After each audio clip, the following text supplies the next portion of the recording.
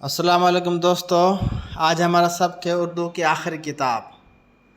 دوستو یہ سید احمد شاہ پطرس بخاری جو کہ ایک بہت بڑا مزاح نگاری میں نام ہے، ان کا لکھا ہوا سبق ہے۔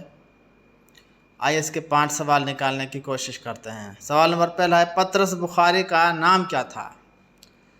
3 آپشن ہے، سید محمد علی، سید احمد شاہ یا سید حامد شاہ۔ تو اس کا درست جواب ہے سید احمد شاہ۔ آپشن نمبر 2 اس کا درست جواب ہے۔ سوال نمبر دوسرا ہے، پطرس بخاری کی وجہ شہرت کیا ہے؟ 3 آپشن ہیں، ناول نگاری، افسانہ نگاری یا مزاح نگاری۔ تو اس کا درست آپشن ہے مزاح نگاری، آپشن نمبر 3۔ سوال نمبر 3 ہے، مضامین پطرس کس کی تصنیف ہے؟